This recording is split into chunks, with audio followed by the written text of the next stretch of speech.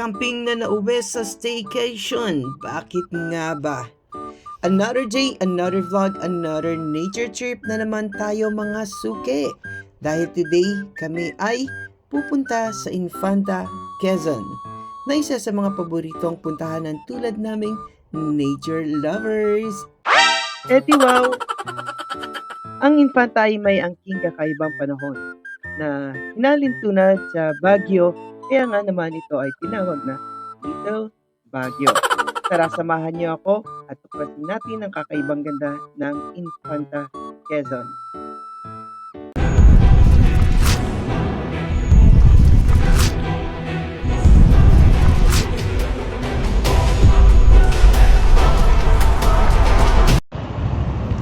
Hey, what's up everyone? Good morning. We're here right now dito sa San Mateo, dito sa Burger King, sa Chowking and Jollibee.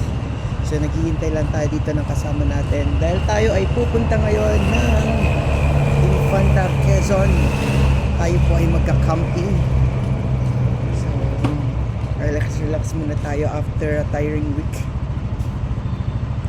Medyo napaga ako ngayon. Dapat ang call time namin is 5:30,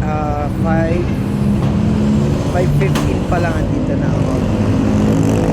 Konting hintay pa. On the way na yung mga kasama natin. Alright, so there you go. Ride with us guys. Samahan nyo kami sa camping na ito. Talaga namang i-enjoy natin ang nature trip dahil nga sa Infanta ay talagang napakadaming napakagandang mga places na pupuntahan natin. So, watch it out. Bye for now.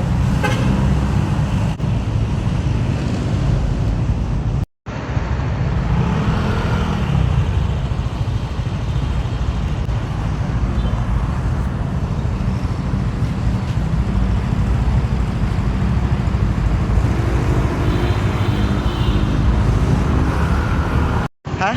Wala akong dalang mga kaserola. Okay lang yun. Dito na sila guys. Alright, let's go. Dito na yung hinihintay natin. Kakalis na tayo. Dito na kami sa malapit na sa Buso-Buso. Nabuta kami ng ulan. Dito muna kami kakain. Stopover muna rito. But inulan ng camping natin guys. Titila rin yan mamaya. Tiwala lang. Tara, chibog muna tayo dito.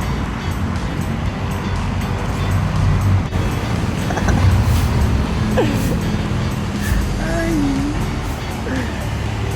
Ano, sarap oh.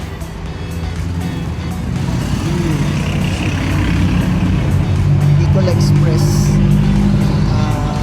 Curry. Ito naman, munggo. Tapos, dinakdakan, then pansit. Breakfast muna tayo guys. Habang nagpapatila tayo ng ulan.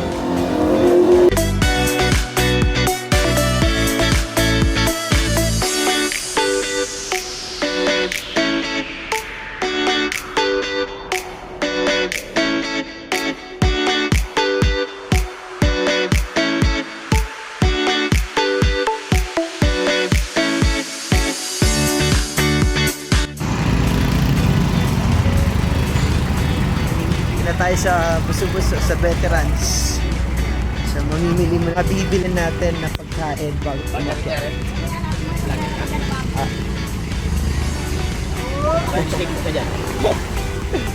Nice kuya.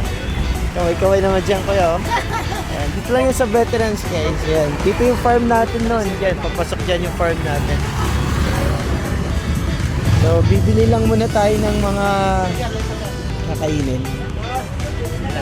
May tofu. Ayun, tofu. Magkano tofu nyo, kuya?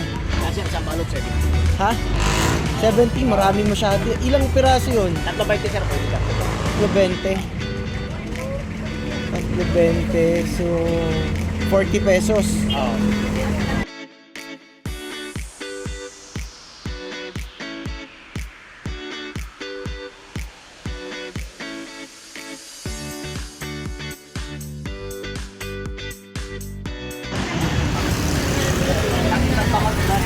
Sige pa, ako kukuha ng mga sige na.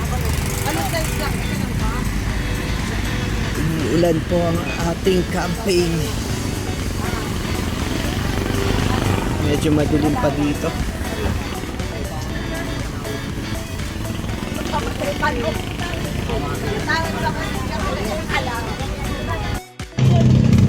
Alright, so dito na tayo sa Sampaloc, sa Antipolo. Bumili ako ng raincoat, di kinaya ng ng raincoat, pinasok pa rin ng tubig, so nabasa yung panloob ko. Kaya ayan, ito yung damit ko, basang basa. So binigyan ako ni ate ng plastic ang lagay dito. Tapos plastic ko na rin yung bag. Medyo malayo-layo pa tayo. May isang oras pang biyahe. Ayan, medyo maulan pa rin. Ang bibili namin na uling para sa inihaw na tilapia. Alright, let's go. Alright, there you go. Kompleto na ang aming gagamitin. So we have the uling. May charcoal na. Dito na yung mga ulam. Then, yun, may tubig na rin. Ayun. Tubig. And then, meron na rin bigas. Eto, meron na. Oh. Kompleto na. So, diretso na kami sa camping site. Dito kami ngayon sa Sampaloc, Tanay. Kami sa 7-Eleven. Grabe. Hindi ko kinaya yung lamig kaya napabili na ako ng raincoat. Disposable raincoat. Kasi hindi kaya ng raincoat. Ayan. So, dinoble ko na sa loob. Para sure na hindi tayo mababasa. Aabot tayo hanggang Infanta, Quezon. Right, here we go. Let's go. Alright, dito na tayo sa Santa Maria. Medyo nawala na yung ulan, banda rito, hina na.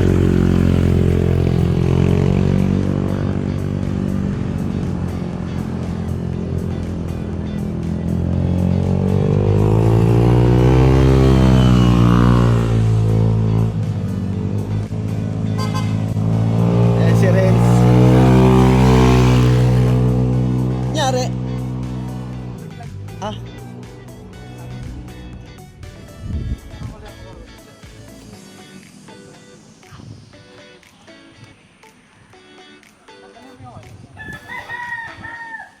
Ganda rito.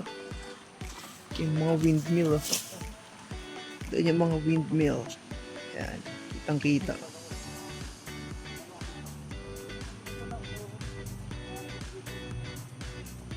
Alright.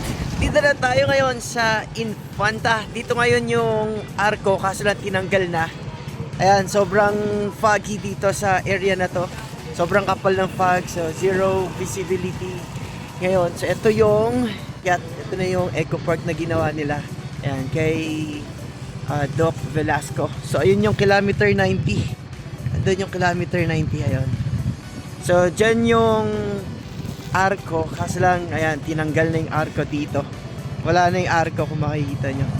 So ganyan kakapal ang fog dito sa kilometer 90. Oo, nawala na yung Arco eh. Tinanggal na. Wala na yung pinagpipicturean ng mga turista. Ang makasaysayang Arco. So, tara muna dito. Yan, maraming mga riders ngayon dahil nga Sabado. At maaga pa, so mamaya magbababaan na yung mga yan. Yan, dami nagpapicture dito. Kilometer 90. Sila rin.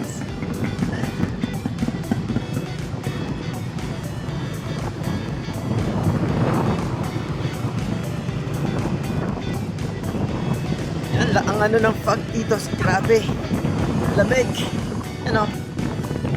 See that guys, ayan yung kila Doc Velasco.